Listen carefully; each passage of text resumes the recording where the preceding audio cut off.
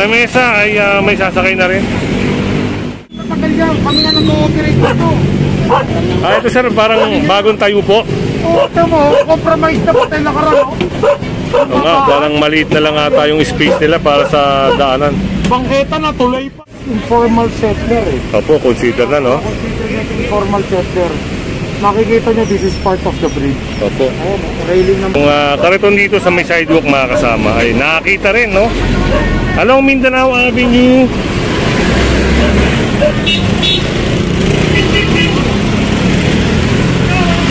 Walang may-ari ata, no? Baka may sakay dito.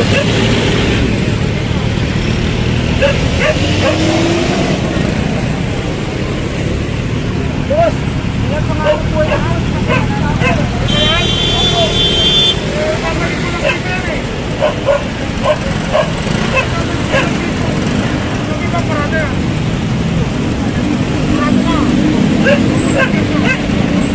So, kailangan niya iparada doon. Huwag dito sa may sidewalk. So, kasi daanan ng tao to.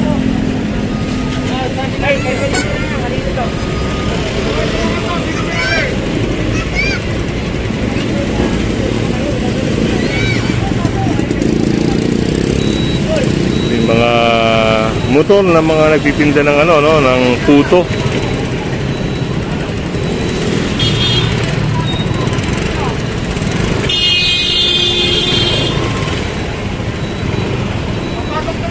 Pasok! Pakipin pinasok, saka namin ikakarga, ha? Sige, pasok! May pasok na yan, ano? Pasok na may ali, pakipin, ikakarga namin!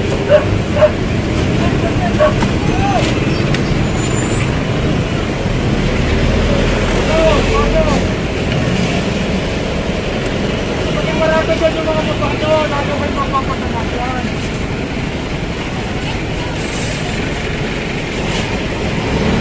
Kaya ito, yung ang lamesa ay may sasakay na rin.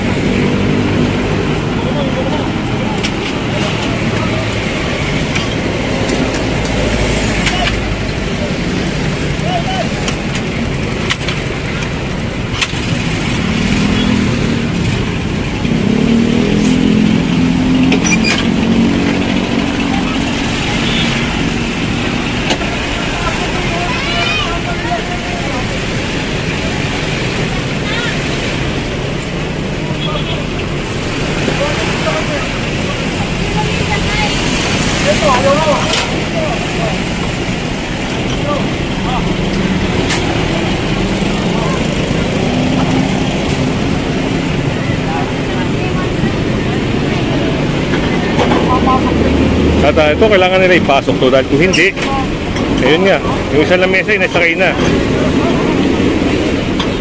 Ay yung problema, ito dapat para sa tao, nagiging piste, yung mga gamit nila dito na nila nilalagay. Kaya nagkakaroon ng problema, yung tao sandaraan, sa kalsada na lang.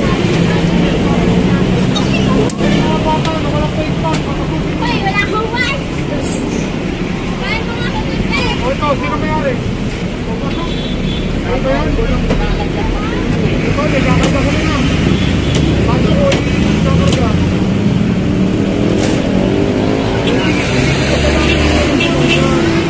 Sinasabi ko, kung hindi may papasok, pinakarga namin.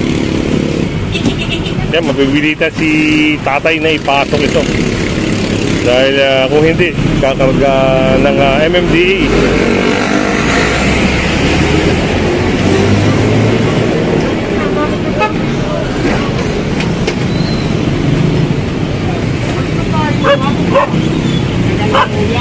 Hindi matagal yan. Hindi matagal yan. Kami na nag-ooperate dito. Ito sir, parang bagong tayo po. Oo, tamo, compromise na pa tayo nakaraan. Oo nga, parang maliit na lang ata yung space nila para sa daanan. Bangketa na, tulay pa. Opo. Pag mga ganito sir, may mga... Actually yan, pwede nang i-outright yan eh. Pwede na tanggalin. Oo, kasi ang tawag yan is waterways eh. Okay po. Takot ng waterways code yan eh. So yun, siguro kung... Bibigyan natin ng konsiderasyon, itama mo yan. Tapasin mo yan. Ayun, sinabihan sila ni sir, no, na kailangan itama. Hindi, galaw. Lilinisin namin yung lugar na ito, napakarami. Parang marami atang naniniraan sa ilalim ng tulay na ito. Ate, marami nakatira sila. Marami nakatira.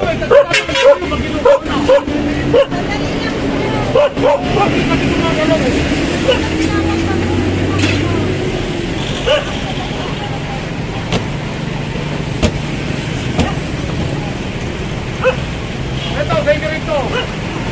O yan, kalagin na, walang meron.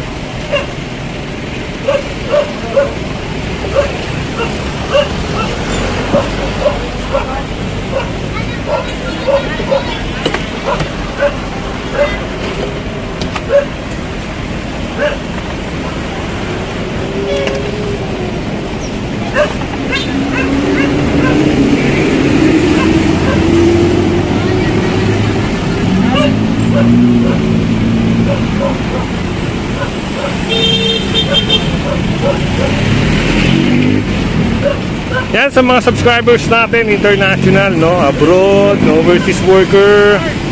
Yan, salamat po sa mga suporta, no.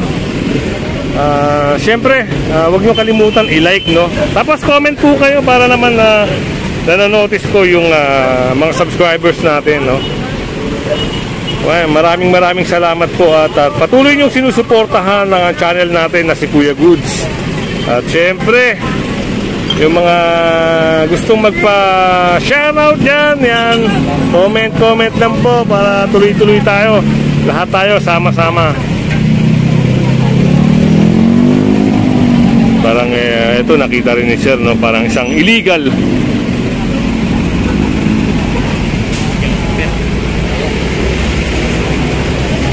Yan, kung makikita nyo, napansin din ni Sir mga kasama yung mga jumper. Yun, no? Kulay blue pa talaga. Sinasirahin nyo na lang. Zoom natin, no? Para makita nyo mga kasama. So, yung kulay blue na yan, yan po yung wire na mga ginajump nila. At itong isa pa na to, napakaraming jumper pala dito, napakagaling ng gumawa rito mga kasama.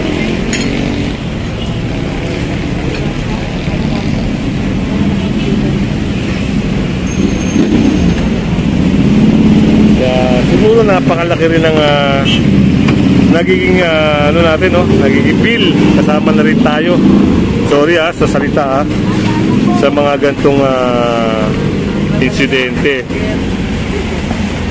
Wala talaga mag-vlogger. Kasi Sir may sinasabi. Yun, siguro yung electric charge, no, yung losses na ano sa atin, lalo na sa mga kababayan natin.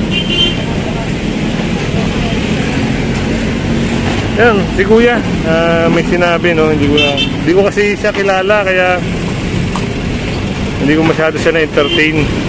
Yan, although binati naman natin, no, kinausap naman natin na konti lang, Yan, medyo maganda na, no, malinis na, maganda na tignan. Kanina puno ito, yung sidewalk na ito, puno ito ng mga motor, mga kariton, mga supa. Ayan, talagang kung lilinisin lang talaga, napakaganda sana ng ng Maynila.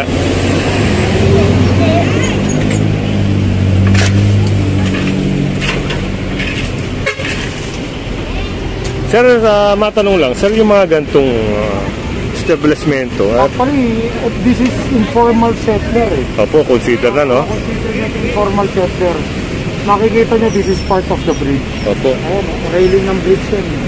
So, sa mga gantong usapin, sir, sino yung mga pwedeng Dapat siya mag-initiate is the LGU. LGU. Pero ito, considered nga ito na waterways code eh. Under ng waterways code, outright po yan. Pwede nang outright ang ganito. Pero siguro, ang LGU or humanitarian, baka may programa sa kanila, much better. Pero kung wala naman, delikado rin kasi sila dito eh. Dapat tanggalin mo. Okay, yun, narinig yung pahayag ni Sir, no? Dapat maunguna rito, LGU mga kasama. Kung sino kakasakop dito sa area na ito. Pero siyempre, Hindi mo lagi po na ito, sir. kaya kita nyo, pinakita ni Sir, yung nakita natin kanina, yung jumper. Ang tulay yung gandun. So, hindi natin alam kung ilang pamilya na rin yung nakatira rito. Sa ilalim ng tulay, meron din. So, yun, napaka hirap maglinis kung ang ibang ahensya ay hindi tumutulong. Kasi kung nagkakamali, different barangay. Magkaibang barangay pala. Barangay Pagkasa, yun natin yung barangay project system. Tapos sa unahan ito is barangay Bahay na. Bahay Toro. At Ito, yan. sa ating sinundan sa may property. Private property, dinimolish sila sa loob, dito naman sila nagtayo sa labas. Yun, at alam ni Sir yung history ng no, ng mga nakatira rito. Kaya konti na lang at maayos na.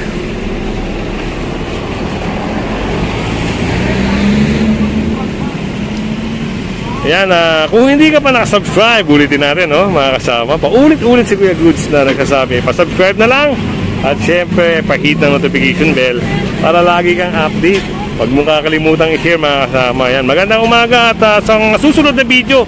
Yan, shoutout nga pala kay Ma'am Miriam Marquez, kay Ma'am Leslie ng Japan, kay Rafa Apoderado, ay kay sino ba? Yung mga masugid nating viewers na nagpapa-shoutout. Then comment lang kayo, mga kasama, para ma-shoutout ko naman kayo. And magandang umaga po. Salamat at nabuhay.